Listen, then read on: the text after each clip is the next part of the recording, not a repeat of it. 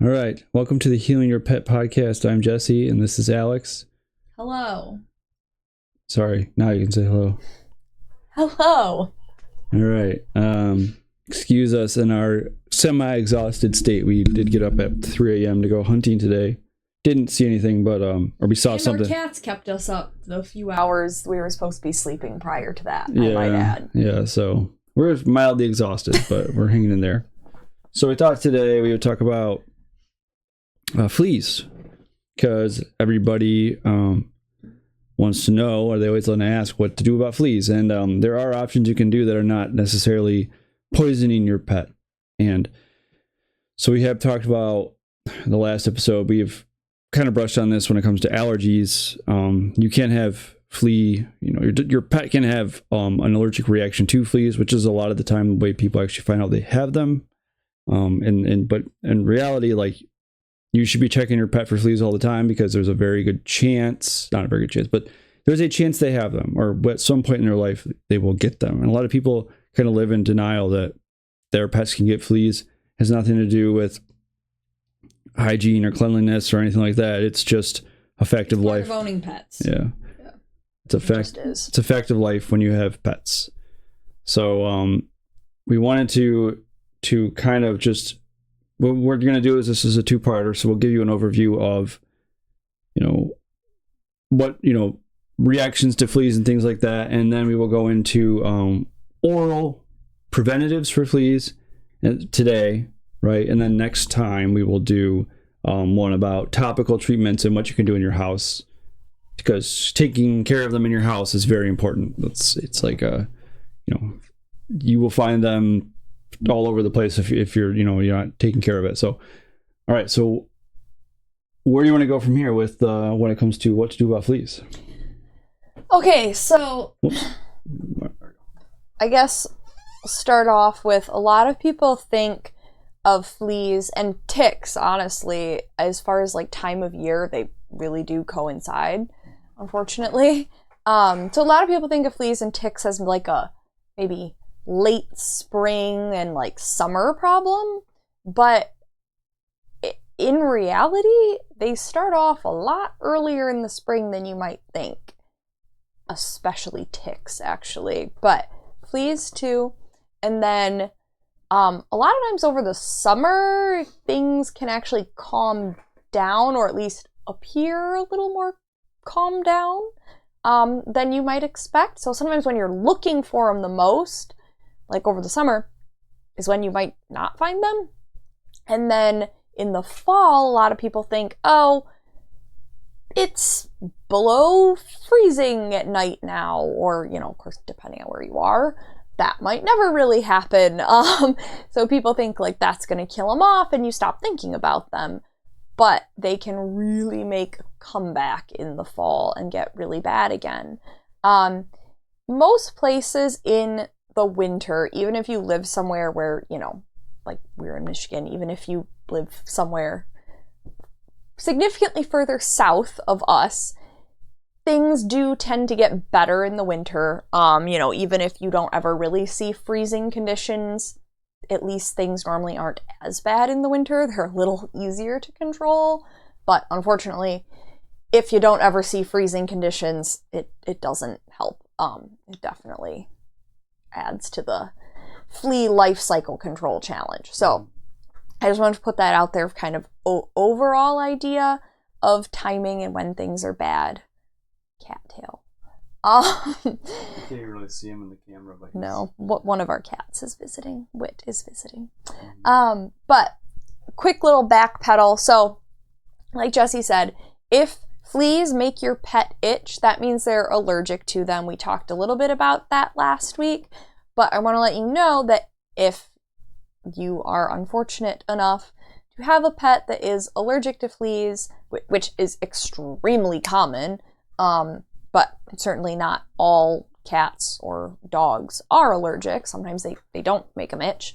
But if your pet gets itchy from flea bites, the itch soothing suggestions from last week's episode definitely apply to flea itching as well. So listen to last week's episode for some kind of instant itch soothing ideas. Next up, as a little intro before we get into like just kind of, I don't know, nitty gritty prevention ideas here. Just a quick idea of the flea life cycle. So I kind of talked about like time of year. Don't get caught off guard by thinking you're looking for fleas when they might not be as obvious, or forgetting to look for fleas when they could actually get really bad. And ticks, definitely, again, time of year applies to fleas and ticks. But the flea life cycle is relatively complex, but I'd say the important bits are, we'll start with our step one as an adult female flea. And she is going to jump onto your pet, either from the outdoors when your dog is out for a walk, if your cat is on the deck sunbathing, or just hitchhike on into your house on your clothes. Fleas do not infest our bodies because we're not covered in fur, but they can bite us. Normally when humans get flea bites, they tend to be on our legs. It'll be kind of like a little patch of very itchy bites. But you can Google gross pictures of that if you'd like. But they can hike into your house. It's extremely itchy when you get flea bites. We've had them before, and it's not like quite like a mosquito bite, but it's a little tiny raised bump that like you will want to scratch your skin off. So that's just a sign too.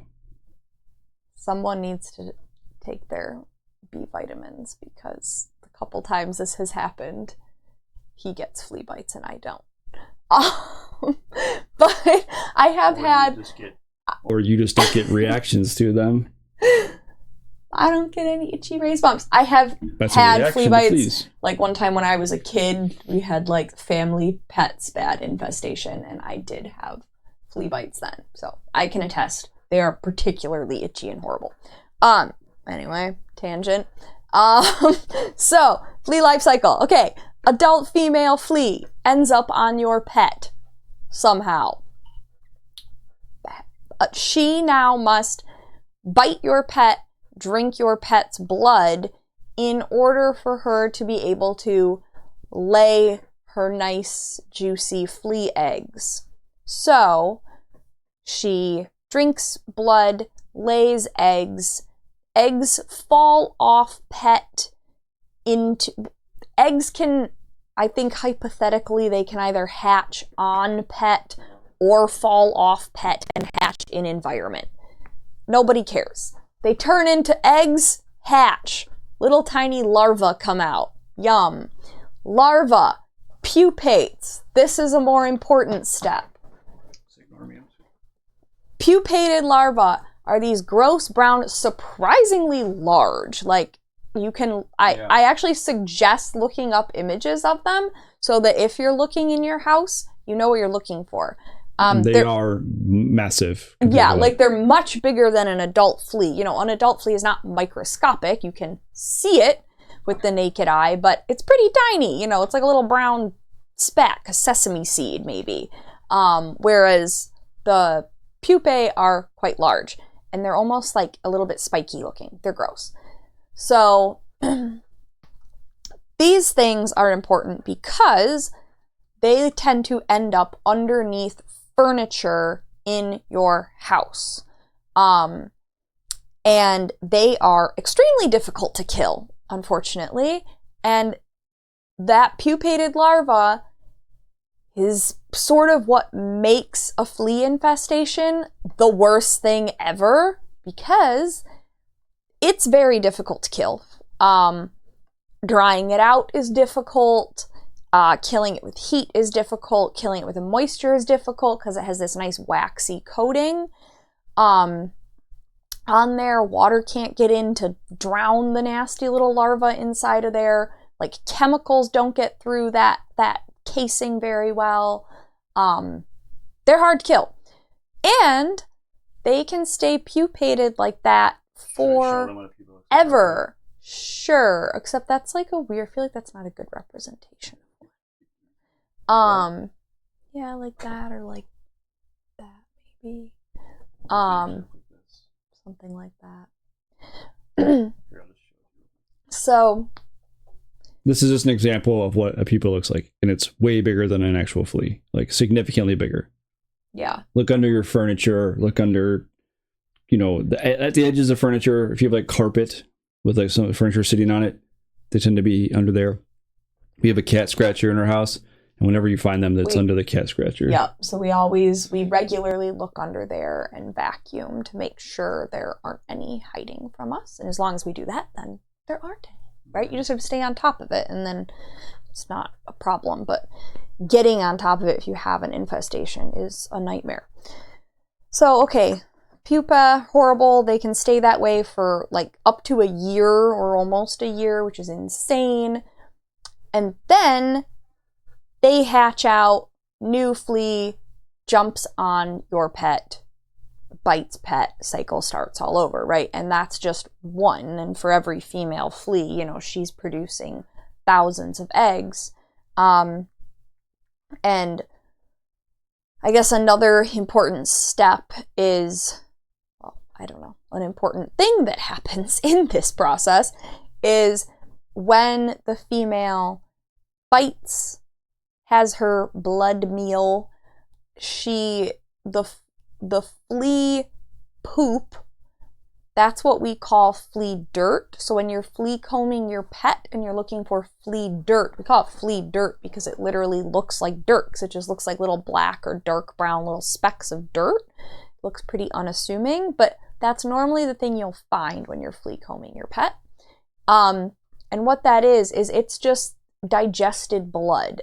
And I mean, the flea doesn't have a super sophisticated digestive tract, so you can actually take that flea dirt, wet it down, and it kind of melts into like blood all over again. It's kind of this reddy brown stuff. It's just this loosely, lightly digested blood,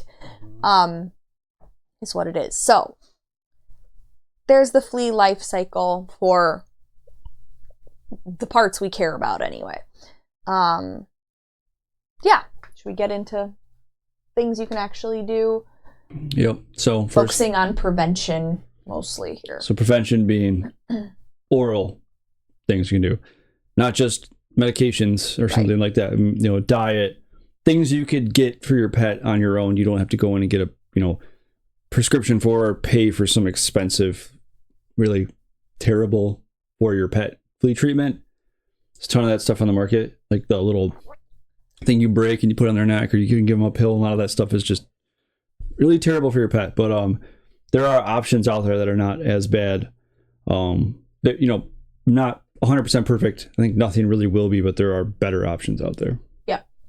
And this, I'm just gonna leave it at purely quote unquote natural options here.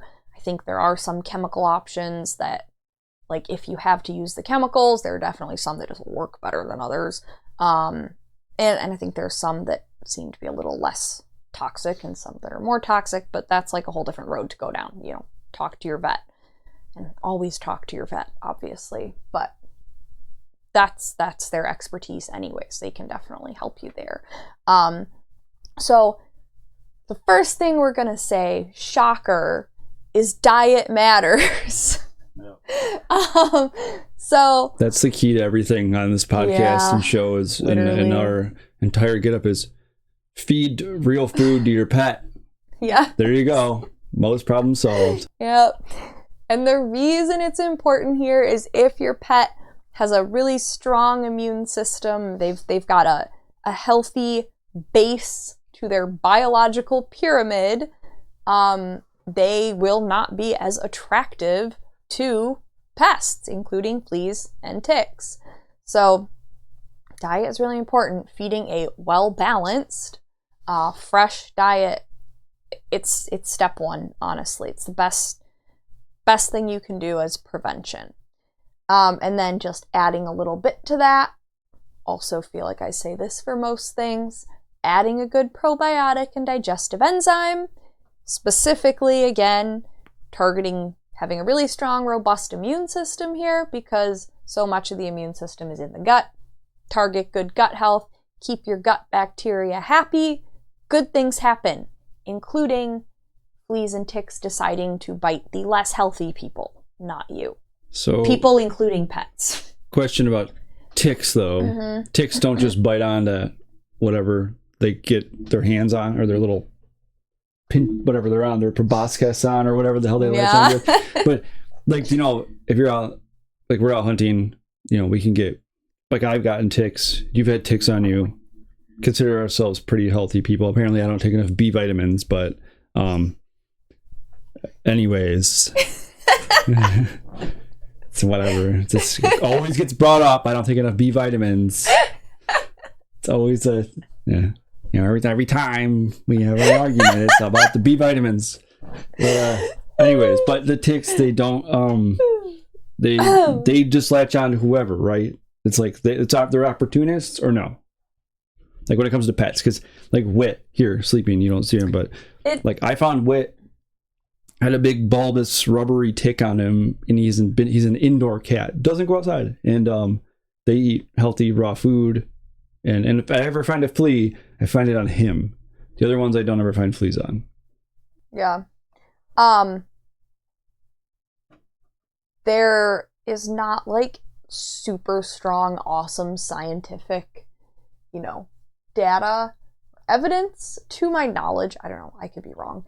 To my knowledge, like being like, we have really great evidence to show that, you know, if you are this biologically extremely healthy individual, you are X percentage less likely to have fleas or ticks biting you.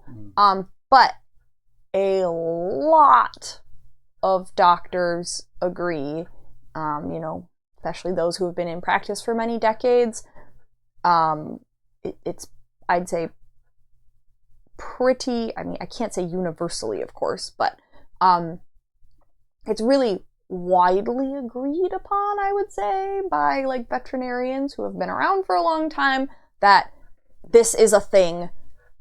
The healthier you are, the less likely you are to have these critters be a problem for you, which of course includes not just, you know, having fleas infest you, but it does include, you know, maybe your body's able to overcome the actual allergic aspect, at least. So if you have a flea problem, they're not making your pet horribly miserable. But yeah, fleas happen and ticks happen, and yeah, you know, they might be less likely to bite you, but that doesn't mean they're not going to, especially if you're the only warm-blooded creature in their tiny little field that comes by that day. You know, yes, they're likely to latch on to you and bite you, because that's what they have to do to survive. It's gross, but it is what it is. And on that note, so diet, good probiotic and digestive enzyme, and then the other big thing that falls into this oral preventative / like long-term management category is there are a ton of products on the market that are basically some combination of brewer's yeast and or garlic and or B complex vitamins, and a lot of them will have maybe some like minerals added or maybe some other herbs added, but I'd say those are the big ones: yeast, garlic, B vitamins, and I think all three of those can be great. There are lots of products that people swear by, people love them. They work great. Cool. You know, if you found a product that works great for your pet, awesome, use it. And I genuinely can't say there's like, oh, this one particular brand that is my favorite or anything. It's just some people have really good success with some and not so much with others. And, you know, it seems to be relatively individual for whatever reason, even if they have really similar ingredients. But a little caution is if you have a pet that's prone to having allergies already, brewer's yeast, it's yeast, right? It's a fungus. pets can have mold and fungus allergies just like we can. So I have definitely seen animals have allergies to yeast containing products. So just a caution, if you have a pet that has flea allergy, dermatitis, right? If they get itchy when fleas bite them, or environmental allergies or food allergies, whatever. If they're just kind of an allergy prone critter, I kind of recommend avoiding the brewer's yeast or any type of yeast. Sometimes it's called different things, but normally it's called brewer's yeast on these products. Avoiding the yeast containing products, just so you're not adding one extra thing that's like an unknown. Like maybe this is actually causing more of a problem. Even if it's preventing the fleas, it in itself could be causing itching and, unpleasant allergy symptoms. So that's my little caution there. But I definitely recommend feeding a good quality B complex vitamin just by itself, if nothing else. Like I said, if you want to try some of these flea preventative products, cool. There's a ton out there.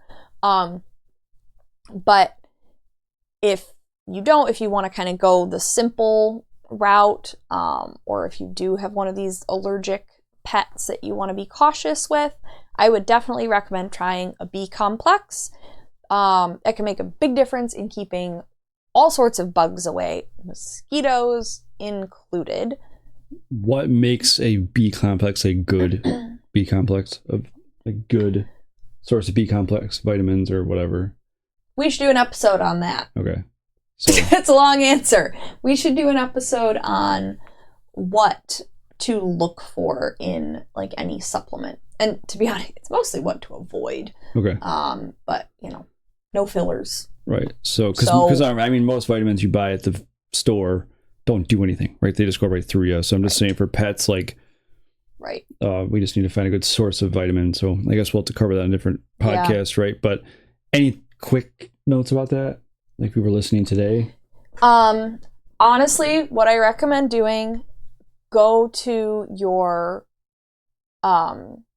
local health food store and talk to the people that work there and ask them what the best brands are, and say, this is for my dog, my cat, my whatever, so I want it to be just B vitamins. Like I don't want some super awesome product with 10 million different things in it and then we're unsure if it's stuff that's safe for our pet. Just keep it at, let them know it's for my dog or my cat or whatever. So I just want just B complex. What's your favorite one? And they're normally very well educated. Your people working at the grocery store are going to know nothing. But if you go to a health food store, they actually normally really know their stuff and they'll know the products they carry and which ones are good and which ones aren't. That's the problem with, Amazon cannot help you with that. And Amazon, here's a quick side note. Amazon can carry things that are normally like practitioner only products that have the potential to be tampered with. So if you go to your doctor, chiropractor, nutritionist, whatever, and they carry a supplement in their office that they're recommending to you, just buy it from them. Because even if you can get it cheaper on Amazon, you don't know, like the quality cannot be assured. You don't really know what's in it. Even if the label looks perfectly, or the tamper seal is all intact and everything looks good, you never know. Whereas if you're getting it directly in your practitioner's office, they have gotten it directly from the manufacturer and no one has messed with it along the way. So that's a completely unflea related word of warning. You don't want to talk about any what we give them, or is that a different day? Yeah, different day. We got a lot more to talk about, so that's why we're making this two-parter. So this is kind of your intro and the basics. So yeah, we'll get into more of more extensive actual flea treatments next time versus like this is stuff you can do that's a good preventative. So long term, something you can do for your pet, the entirety of your pet's life that will help them avoid fleas and flea allergies. And then next time we'll cover more of like what you can do to actually kill the things, kill the ticks, and keep them from coming back. Yeah. So. And this stuff is keep them from coming back too. Yeah. But yeah. Sometimes you need something a little bit more intense. You know, we did these guys have had fleas. They used to go outside more, and they've had fleas a bunch. And each time it's like we tried doing that where we like put the flea spray, combing it through them for weeks, keeping them sequestered in a part of the house. And after a while, it's like, this is ridiculous. So you need something, but just something that's not going to permanently ruin them. And there's a lot of stuff out there. So I guess next time we'll talk more about that. I don't think anyone's permanently ruined, just for the record. Okay, but I'm just saying, you can poison them, like there's some of that stuff. No poison. Some of that stuff is terrible to put on your pet or have them ingest. Yes. Like a lot of the store-bought stuff. So I'm just saying, not permanently ruined, but you could do damage, or you could. I thought you meant like psychological damage. No, I'm like, no. What is I'm happening? talking about like, giving them a Were we pill. Torturing our cats over here? Well, I mean, they thought we were, but we literally hold them down, and put Wondercide on in a comb and comb it through, and you would think by the way that they like yowled, we were clipping their feet off. It was ridiculous. It's like they're such drama queens, but. No, it wasn't that. I'm just saying, a lot of the times you buy, like, I don't want to roll any brand here, but something that rhymes with the word smuntline, and you put it to your pet. Like, that stuff is bad. It's the stuff you just don't really want to give them, right? Yeah. Or Ticks. No smuntline. Yeah, I don't want to say the word. I mean, you can guess what that is from what I'm saying, but... it also is not very effective. Right. That's what I'm saying. Like a lot of times you want something like that. You're like, okay, I don't want to have to sit here and do this all day, every day, or once a day. It's pain to chase my cat around and try to comb Wondercide in them. What can I do to give them where it's like the fleas bite them and die? We've even tried giving them flea baths. If you ever try giving a cat a flea bath, when they're not the size of a hamster, it's terrifying. Okay, we literally had to buy like welder's gloves to hold them, and it was still terrifying. I gave up. I was like, I'm not doing it, and I went away, and I heard her in the bathroom with the cats, and it sounded terrifying in there. So, like a flea bath and a cat, it's not fun. Dog, fine, but cat flea baths, yeah, like get body armor if you're even gonna bother. But in reality, like there are things you want that are less, more convenient than having to give a cat a flea bath or something, or give a dog a flea bath, or having to comb Wondercide in them, or keeping them locked in a room for months. But we'll get into that next week, right? Yeah. All right. So are we done with this one then? Yes. Okay. All right. So to summarize, look at what to look out for. Look out for any potential allergies, any itch. If your cats walk around, their ears are like all droopy, sometimes I grab them and do a flea comb through them. We have three of them, so like a lot of times if I see all three of them have a droopy ear all the time, I'm assuming that's what it is. It's like an ear twitch thing. Yeah, like he's also really paranoid about the ear twitch thing, just for the record. Yeah, well, I'm the one that every time I can't back this up with science. Okay, but every time I have an ear twitch, unfortunately, you can't back any of this up with science that we talk about. So, with whatever they call science. Yes, you can. Well, okay, but not what they would consider now. But like the people that like to talk about science would call science, right? Like stuff that you would never be allowed to actually talk about in real science. But my point is, there are times where they have the droopy ear and stuff, and I will take a flea comb and I'll find a flea because they like to hang out behind the ears, behind the neck, in the base of the tail. So. Whatever. She's the one that doesn't do the flea combing most of the time. So I'm the one that gets roped into flea combing duty. All right. Now, anyways. You love it. Because the cats love getting brushed. But you're saying that it's his, what did you say? Like his theory about the droopy ear thing. Like you're paranoid about it. I just said you're paranoid about it. Most of the time, based off of my experience as the flea clinician in the house, I find a flea that way. So okay, I'm gonna start keeping records of it. Okay, good. We'll turn it into our own little science experiment. What, when they have a droopy ear, they have a N of flea? 3. All right. And then It's pretty good sample size. It's pretty Yeah. good population size for veterinary medicine. Yeah. All right. So then we got into flea life cycle.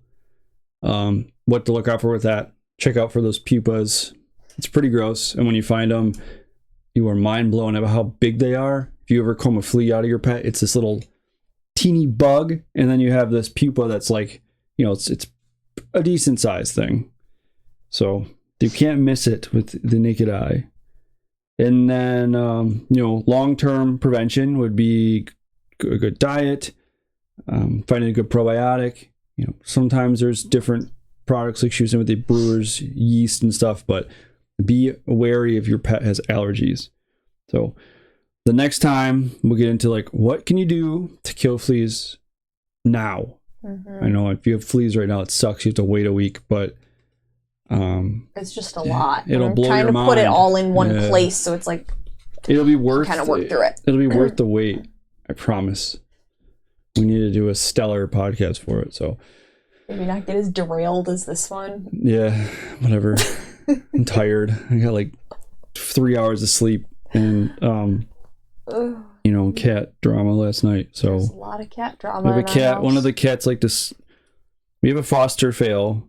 So we fostered kittens last year. We already had 2 cats, and we foster failed one of them, so he's ours now. So we had him forever. And one of our cats doesn't like him very much. Still, a year later, it's very annoying. And the foster much fail, better. Yeah, it's just foster fail likes to sleep under the covers with us. So like he was sleeping under the covers with me, and the cat that's terrified of the foster fail jumped on top of him and slept on top of him last night for a little while. Somehow without realizing before he realized what he was sleeping on, and then it turned into a big dramatic thing. So which then turned into them playing for hours and screaming like banshees and batting things all over the house. That's mostly what kept us up. It's just an interesting night when you need to get up at 3 a.m. It's fun to deal with that. So next week, we'll be back with what you can do about flea stuff now. If you know anybody that has any problems with these things, let them know about this and review the podcast and, you know, subscribe and comment and all that good stuff. And bookmark this channel for future reference. If you ever have any of these issues, we are here to go back and be kind of like your, you know, long-term reference on these issues. So we'll be back next week. Anything else you need to add? I think that's it. All right. Bye. Hopefully we can keep it together better next week. Yeah, maybe. Okay, bye. Bye.